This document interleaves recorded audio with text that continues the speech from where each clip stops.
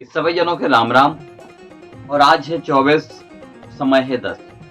सबसे पहले आज महान संत, संतों के संत, संत शिरोमणि रविदास जयंती की आप सभी को हमारे पूरे परिवार से, पूरे संघ की ओर से, सभी साथियों की ओर से आपको बहुत बहुत शुभकामनाएं। तो आज मैं रविदास महाराज के चरणों में 2 लाइनें समर्पित करना चाहता हूं कि मैं लाख रोकूं मगर आंख झलक जाती है, कि मैं लाख रोकूं मगर आंख झलक जाती है, जब तेरे रहमतों के गीत दुनिया गाती है। जब तुम ही हो, कि जब तुम ही हो संतों के संत, संत शिरोमणि रविदास महाराज, फिर मुझे मेरी तकदीर क्यों सताती है, मुझे मेरी तकदीर क्यों सताती है। संत शिरोमणि रविदास चरणों में एक बार नहीं बारंबार चरण वंदन करता हूँ, प्रणाम करता हूँ। संतों के संत शिरोमणि रविदास महाराज केवल संत नहीं बल्कि दूरदर्शी, तत्वदर्शी, ऐसे संत जिन्होंने यथार्थ करके दिखाया, इस समाज को ही नहीं बल्कि पूरे देश और विश्व को ज्ञान दिया। महाराज संत शिरोमणि रविदास के ज्ञान की दुनिया दीवानी थी और अनुयायी थे। बड़े बड़े राजा, महाराजा, महारानियां महाराज की ज्ञान, शिक्षा, दीक्षा प्राप्त करती। मैं संत शिरोमणि रविदास जी के लिए जो कहा उन्होंने उसी को दोहराना चाहूंगा। कैसा चाहूं राज्य में मिले सबन को अन्न, कैसा चाहूं राज्य में मिले सबन को अन्न, जात पात सब एक रहें रविदास प्रसन्न। कहने का तात्पर्य है कि संत शिरोमणि रविदास महाराज ने जो ये वाणी थी, जो ये शब्द थे, आखिर इन शब्दों को किस समय पर कहा, किन परिस्थितियों में कहा, और आज वो यथार्थ हो रहे हैं।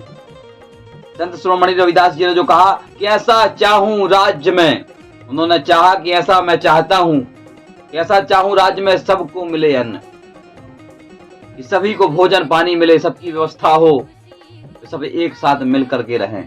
आज हमारे देश में हो सकता है कहीं कहीं कमी हो, लेकिन बहुत सारी जो विषमताएं थी वो आज समाप्त होती जा रही हैं। कहीं ना कहीं सरकार भी, शासन और प्रशासन भी इन बातों को ध्यान में रखते हुए महाराज की एक एक शब्द को आज यथार्थ जमीन पर उतारा जा रहा है। हमें बड़ी प्रसन्नता है कि शासन और प्रशासन दोनों मिलकर के इन कामों को कर रही है। वास्तव में हमें और आपको, चाहे वो किसी भी जाति धर्म का व्यक्ति हो, हमें व्यक्ति से घृणा नहीं करना चाहिए, जाति से घृणा नहीं करना चाहिए। यह संत शिरोमणि रविदास ने कहा है, तो मैं मानता हूं और आपको भी कहता हूं, सबको मानना चाहिए कि हमें जात पात नहीं बल्कि हम देश के हैं, हिंदू हैं, हम समाज के हैं, हम भारत के हैं। यही भावना होना चाहिए, तब जाकर के हमारा देश, हमारा समाज, हमारा हिंदू समाज जब आगे बढ़ेगा, हमारा देश तरक्की करेगा। मैं ज्यादा कुछ ना कहते हुए महाराज जी को एक बार नहीं बारंबार पुनः प्रणाम करता हूं। तो आप सब लोग जहां पर भी हैं, संत शिरोमणि रविदास जी का छायाचित्र रखें, आप पुष्प अर्पित करें और पढ़ें, उनके बारे में पढ़ें जरूर, जो हमारे साथी पढ़े लिखे हो, चाहे वो किसी भी जाति के हों, धर्म के हों।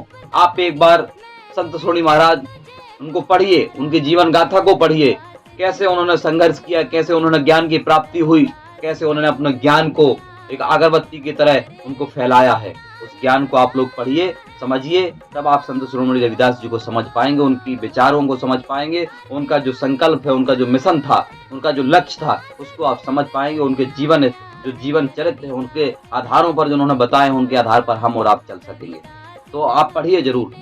हमें रविदास जी को तो मानना ही है, रविदास जी की भी मानना है, जो उन्होंने कहा उनकी वाणी को भी हमें मानना है। तो हमें पढ़ना पड़ेगा और अपने जीवन में हमें उतारना पड़ेगा, तब जाकर के वास्तव में आप रविदास के वंशज कहलाएंगे, रविदास के समाज के कहलाएंगे, और रविदास के देश के कहलाएंगे, रविदास के प्रदेश के कहलाएंगे। इसलिए आप संत शिरोमणि जी को पढ़िए आप, और पढ़ने के बाद आप ज्ञान की प्राप्ति करके अपने आचरण में उतारिए।